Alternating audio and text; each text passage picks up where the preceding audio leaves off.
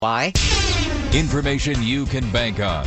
The WBBM Noon Business Hour continues. The Noon Business Hour is presented by Old Second Bank. It's Technology Thursday. AT&T, Verizon, and Johnson & Johnson are among the major American companies taking part in an advertising boycott of Google and its YouTube video sharing site. We're joined by Tim Hanlon, founder and CEO of the Vertere Group, based here in Chicago. So basically, Tim, this works out to the fact that these companies don't want their pre-roll ads showing up before, let's say, an ISIS recruitment video on YouTube.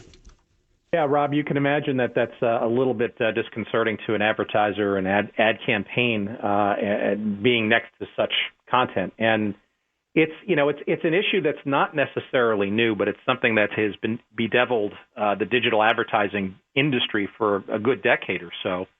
And that's where this idea of more automated or what they call programmatic advertising makes it not always guaranteed that the advertising is going to be nestled in or near or around content that is desired, I guess, or desirable for the advertiser.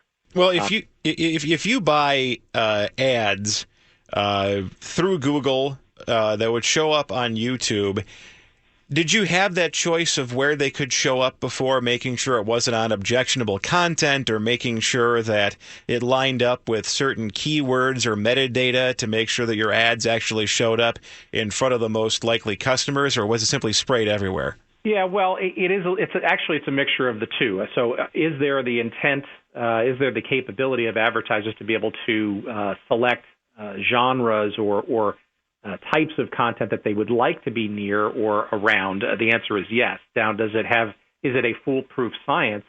The answer is clearly no, and that is the problem with a lot of digital marketing technologies out there, where in the quest for efficiency, the quest for lower cost advertising, there are some sacrifices that are made, and algorithms, frankly. You have an automated process that searches for efficiencies when the nuances or the semantics, shall we say, of what the content is aren't necessarily discernible or easily so from technology or an algorithm.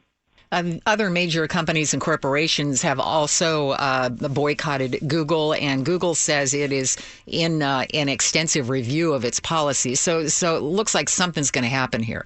Yeah, I don't think, by the way, though, Chris, I don't think this is just something that Google and YouTube are going through. I mean, these are issues that Facebook and other digital ad networks, both video and digital display advertising, are going through.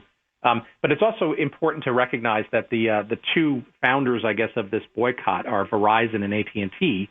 Others have since they have jumped on. have a hand in the game. You got it, and they have the ability and desire to similarly target advertising as well, and perhaps position themselves more favorably, if they can, against a Google or a Facebook, who are the entrenched dominant players right now. Thanks a lot. Tim Hanlon, founder and CEO of the Vertere Group, based here in Chicago.